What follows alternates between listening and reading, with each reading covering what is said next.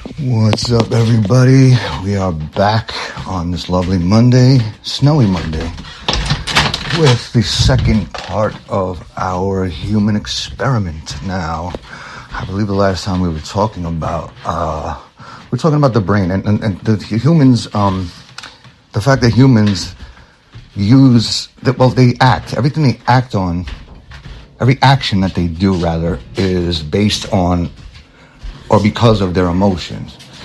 It's not that they're very emotional, it's that almost everything they do is because of an emotion or as a result of, and that's why they get themselves in a lot of trouble that way.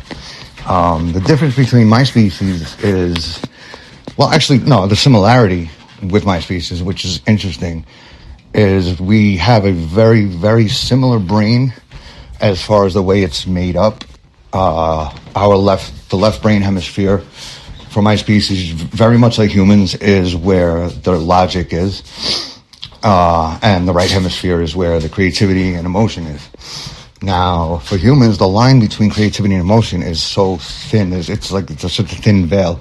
You can't even see it's there. With us, we have an extra gland that humans don't, called the C4 gland, and what that does is just creates a neurotransmitter. Anytime that the two are working in synchrony, the two are working together, meaning we have an emotion and we're doing something logical at the same time, the gland produces a neurotransmitter to block the two from happening at the same time. And it usually blocks the emotional part. So, you live off of logic, not on emotion. So that's why it's like that. And a lot like Spock in Star Trek, it's not that he completely didn't have any emotions, but his logic was in the foreground. It was first. So being that our brains also, we process things much faster than humans. And I almost got caught a few times by my human friends because they're like, this guy thinks too quickly or too much. But the truth is, we have the same size brain, but ours is it's almost twice the weight. It's a lot denser. Humans' brains are soft and sponge-like. We have more than twice as many neurons in our brains, so we process things a lot quicker. It's even, the shorter amount of time for the neurotransmitter to jump one to the other. But for the nerve to absorb the neurotransmitter, because the neurotransmitter is the chemical that makes you feel.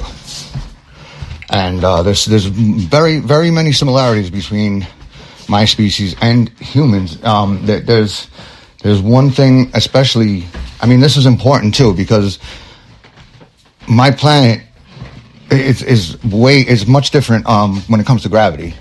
Now, the gravity here, I forget what the exact the numbers, like ratio, but almost all of humans' physical and even some mental problems are as a result of gravity and time. Everything starts to get dragged downwards to the earth, and eventually, you're in the earth. So, but for us, we live about 28 to 30% longer lives than humans, and even on Earth. I'm sorry, I said that wrong. We live much longer on our planet, but on Earth, we live 28 to 30% longer lives because we don't pick up gravity the same way. And now our bones are more dense, and the gravity just doesn't affect us the same way because we are somewhat carbon-based, but we also are silicon-based too. And a lot of that's internal in the skeletal system. So, yeah, when humans, say around 40, 50 years old, that's when this gravity starts to really start wearing on them. And then the next 30 years, they start to get frail and brittle and injure more easily. When that wouldn't happen to me for at least another 20, maybe 18, 20 years. So yeah, it's basically the same life process. It's just that the differences are quicker thought process, resistance to gravity. We don't get moved or unnerved emotionally.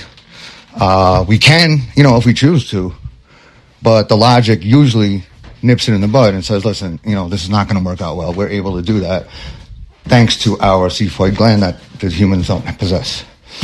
We're going to take a commercial break and we'll be right back. I am Jeff Stahl, your favorite alien and best friend. Love you guys and be right back.